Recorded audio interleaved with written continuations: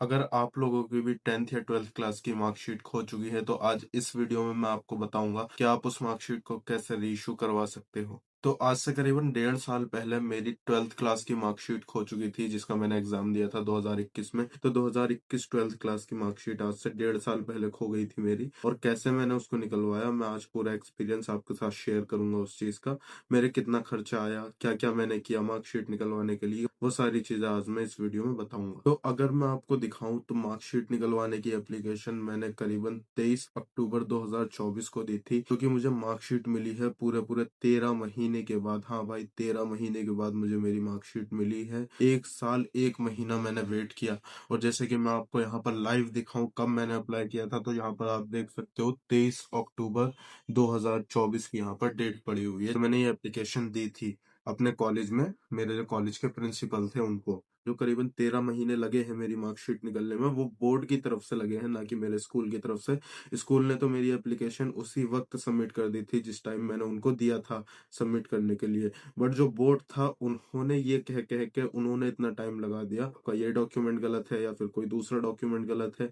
तो ये चीजें मेरे साथ बहुत ज्यादा हुई हैं। तो भाई अगर मैं बात करूँ ये मार्कशीट निकलवाने में सबसे बड़ा कंट्रीब्यूशन किसका रहा है, तो सबसे ज्यादा जो मुझे सपोर्ट करा है वो जो स्कूल के प्रिंसिपल हैं उन्होंने सपोर्ट करा है। क्योंकि अगर वो आपके साथ कोऑपरेशन में नहीं है तो आप ये मार्कशीट कभी भी नहीं निकलवा पाओगे, क्योंकि बोर्ड ऑफिस आपको थोड़ी थोड़ी चीजों में परेशान करेगा। उनका तो एक ही मोटिव रहता है कि किसी तरीके से स्टूडेंट से पैसा निकलवा लें। वो इसी वजह से हर काम को डिले करते हैं कि स्टूडेंट जो है सामने से पैसा दे दे, क्योंकि वो खुद से तो कभी रिश्वत मांग नहीं सकते। तो वो उम्मीद करते हैं कि जो सामने स्टूडेंट है वो समझ जाए और पैसा दे दे, जिससे वो स्टूडेंट का काम कर पाए। वरना भाई मैं तो समझता हूँ वो करना ही नहीं चाहते कोई काम। जो भी सरकारी आदमी आज तक कोई काम करना ही नहीं चाहता, वो अगर कोई पोस्ट पर वो बैठ गया है सरकारी आदमी। तो चलो अब बात करते हैं कि क्या क्या डॉक्यूमेंट्स चाहिए आपको री इशू के लिए, मार्कशीट री इशू के लिए। तो मैं बताता हूँ। तो सबसे पहले जो डॉक्यूमेंट चाहिए आपको, आपका आधार कार्ड चाहिए। तो आप आपका आधार कार्ड का फोटो स्टेट निकाल के रख लेना। फिर जो दूसरा डॉक्यूमेंट आपको चाहिए वो है ये वाला फॉर्म। तो जैसा कि आप यहाँ पर देख सकते हो, यहाँ पर लिखा है application form for duplicate certificate. तो ये फॉर्म अगर आप मेरे को मैसेज करोगे, मैं नीचे टेलीग्राम का लिंक दे रहा हूँ अपने, तो वहां पर मेरे को मैसेज करना। मैं जरूर आपको जो जो चीजें होंगी मैं सारी चीजें एक्सप्लेन करूंगा, और कैसे आप अपनी मार्कशीट को दोबारा निकलवा सकते हो वो सारा प्रोसेस मैं आपको बताऊंगा। तो टेलीग्राम पे मुझे मैसेज कर लेना, मैं बिल्कुल सपोर्ट करूंगा उस चीज में आपको। तो सबसे पहले आपको ये वाला फॉर्म लेना है। तो ये वाला फॉर्म आपको देखिए, यहाँ पर आपको फोटो अपना पेस्ट करना है, सारी डिटेल्स भरनी है। और लास्ट में जैसा कि यहाँ पर देख सकते हो, यहाँ पर जो आपके स्कूल के प्रिंसिपल होंगे वो यहाँ पर सिग्नेचर करेंगे, प्लस स्कूल की एक स्टैंप लगाएंगे। तो स्टैंप लगाने के बाद जो दूसरा डॉक्यूमेंट तैयार करना है, आपको यूपी गवर्नमेंट को एक चालान सबमिट करना होगा। चालान में आपको 200 रुपए का चालान सबमिट करना होगा यूपी गवर्नमेंट को, जो कि होना चाहिए शिक्षा खेलकूद कला एवं संस्कृति विभाग का। ठीक है, यहाँ पर आपको नंबर वगैरह सब कुछ मिल जाएगा। 200 रुपए का चालान है, जैसे कि मैं यहाँ पर दिखा देता हूँ। तो ये 200 रुपए का चालान है, मैं लगा दूंगा स्क्रीन पर, देख लेना आप। सारे डॉक्यूमेंट्स में लगा दूंगा जो कि साफ तरीके से दिखे वो। एक बात ध्यान रखें भाई, जो आपको रिमार्क्स डालना है, यहाँ पर जो चालान लिखा होगा उसमें एक रिमार्क्स डलेगा, डिपॉजिटर रिमार्क्स, जो जहाँ है मैं लगा दे रहा हूँ यहाँ पर। वहां पर आपको देख सकते हो चालान फॉर डुप्लीकेट मार्कशीट, आपका रोल नंबर लिखना है और वहां पर आपको अपना नाम भी लिखना है। तो ये आपको करना जरूरी है। अगर ये नहीं करोगे तो चालान वहां पर वेरीफाई नहीं होगा, और हो सकता है कि आपका डिले होता जाए कि आपने अभी चालान सबमिट नहीं किया। तो ये जरूर लिखना है आपको वहां पर जब चालान सबमिट आप करेंगे। अगर बात करें आप तीसरे डॉक्यूमेंट की, तो भाई अखबार में आपको अब एडवर्टीजमेंट भी निकलवाना होगा कि आपकी मार्कशीट खो चुकी है। तो ये मेरे यहाँ का लोकल न्यूज़पेपर था कोई, इसका नाम था अमृत विचार। जो भी आपके यहाँ का लोकल न्यूज़पेपर हो, कहीं का भी हो, भले से वो लोकल हो, या मतलब कोई ऐसा जरूरी नहीं है कि आपको अमर उजाला में ही छपवाना है या कहीं भी, ऐसा कुछ नहीं होता। तो जो भी आपके लोकल न्यूज़पेपर हो वहां पर आप ये छपवाना, मतलब वहां पर आप ये अखबार में ऐड देना कि मेरी मार्कशीट खो चुकी है। जैसे कि यहाँ पर देख सकते हो आप, मैंने कोने पर ऐड दिया था। तो ये अखबार पूरा उठा के आप वो बोर्ड में सबमिट कर देना, या अपने प्रिंसिपल को दे देना, वो बोर्ड में सबमिट कर देगा। और हाँ, ये जो अखबार में आप ऐड दोगे इसका भी आपको स्टैम्प बनवाना पड़ेगा अपने तहसील में जाके।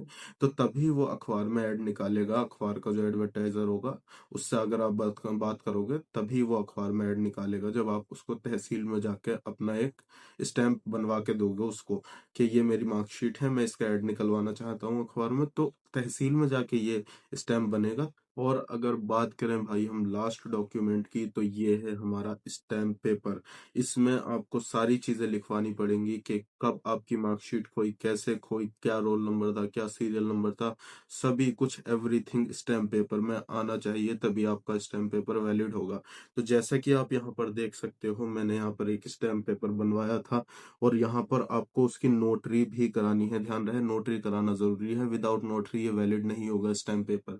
तो नोटरी आपको 100% बहुत जरूरी है, और दोनों पेजों पर नोटरी जरूरी है। जैसे कि आप यहाँ पर देख सकते हो, एक पेज पे ये है नोटरी, और जो फर्स्ट पेज है स्टैम्प का, उस पे भी ये है नोटरी। तो भाई नोटरी करानी बहुत जरूरी है, क्योंकि नोटरी के बगैर ये वैलिड नहीं होगा। तो अभी तक जो मैंने आपको डॉक्यूमेंट्स बताया, सबसे पहला तो आधार है, फिर है आपका जो एप्लीकेशन फॉर डुप्लीकेट सर्टिफिकेट, ये वाला, और ये फिर चालान की डिटेल आपको भरनी है, चालान पे करना है तो ये वाला, और अखबार में ऐड देना है। इसका एक स्टैम्प पेपर बनेगा, तो वो स्टैम्प पेपर बनवा के आपको अखबार में ऐड देना है।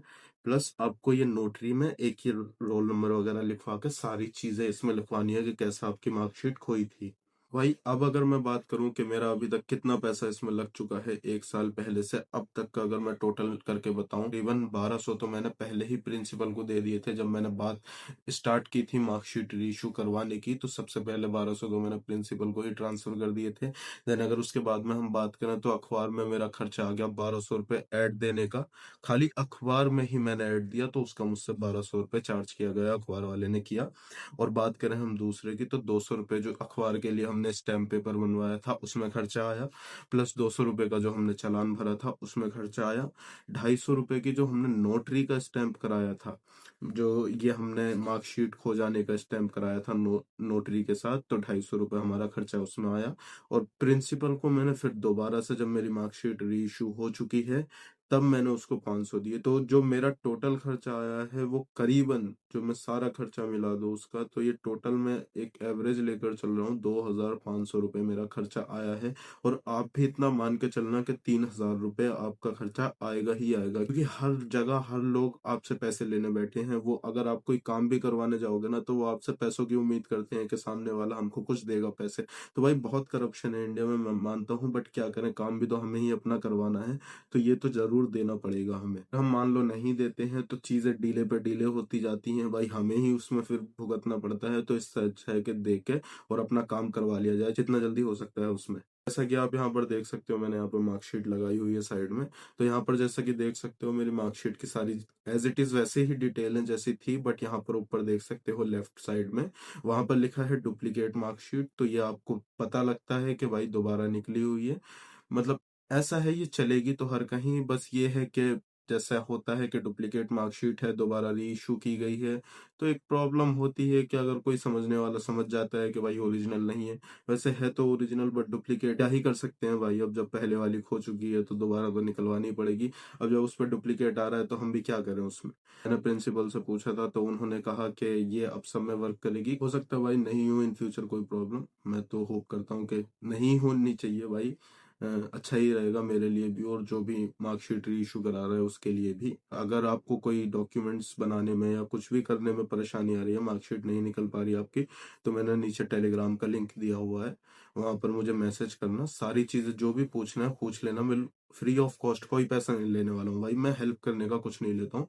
तो आप मेरे को बेझिझक होकर मैसेज कर देना उस पर, मैं बिल्कुल आपकी जरूर उसमें मदद करूंगा, ठीक है। तो बस इतना ही था इस वीडियो में।